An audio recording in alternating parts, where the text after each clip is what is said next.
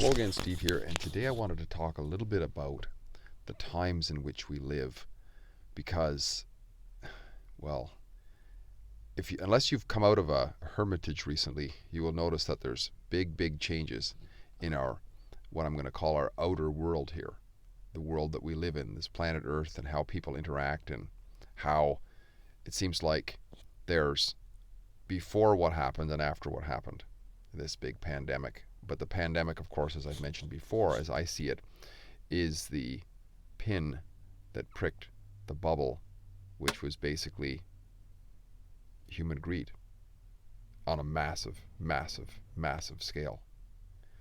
And I wanted to talk about it because I think it's important for us to consider, especially in light of our family responsibilities and so on, what it is that we have coming at us down the pike, so to speak, right? We have, let's say we use the analogy of going for a walk, for a big epic walk through the mountains. And we come over a hill and we thought there was the same that we were experiencing the last couple of days. And we finally look over that hill, we see this massive valley with ravines and a huge river and all that sort of thing.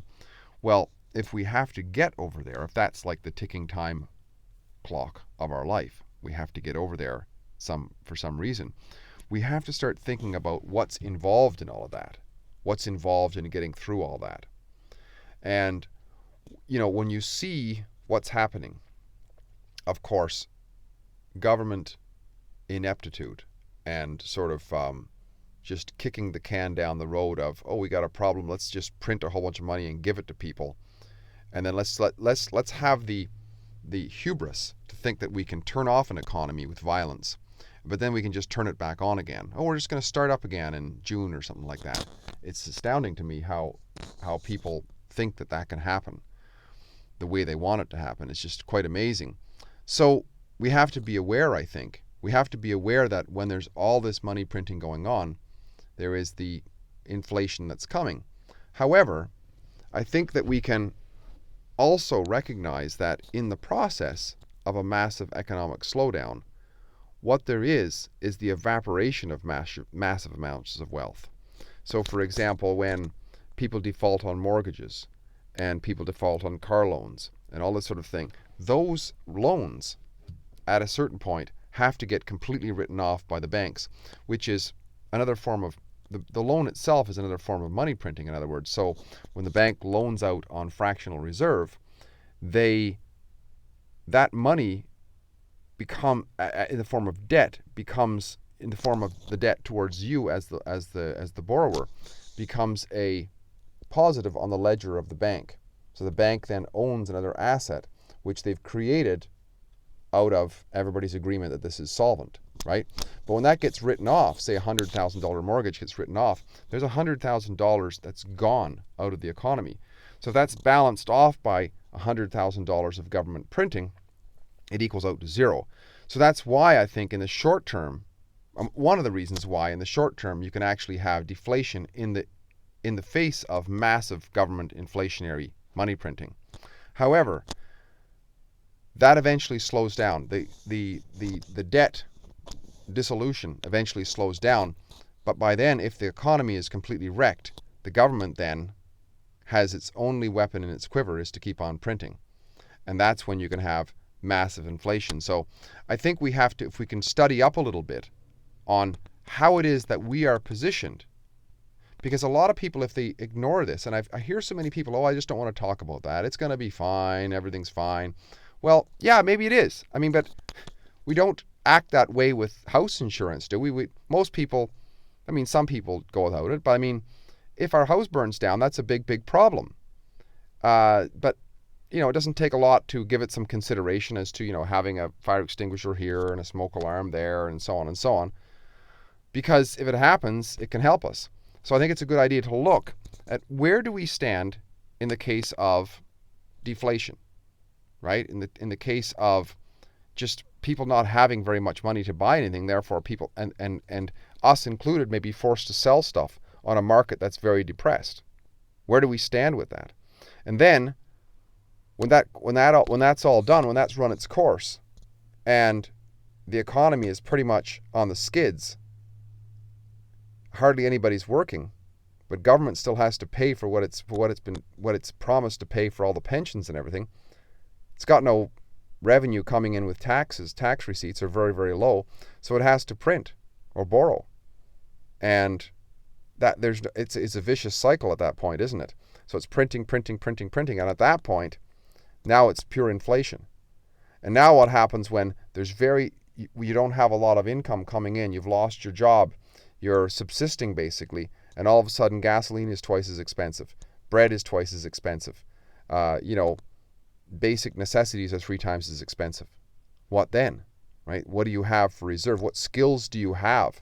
I think this is a time, we can learn this from the New Zealanders when they had their currency devaluation back in the 80s. What people did is became very resourceful. They turned their car into a pickup truck. They put a little trailer behind it. They used their lawnmower and went around and mowed people's lawns in exchange for some bread or whatever it was, or some mutton.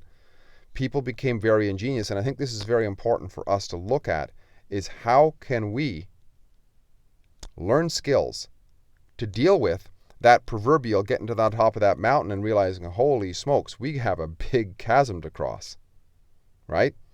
And this, of course, is all about action. It's about the Inner Genie Project, which is summoning the strength within ourselves to recognize that we have challenges in life and that we can overcome them.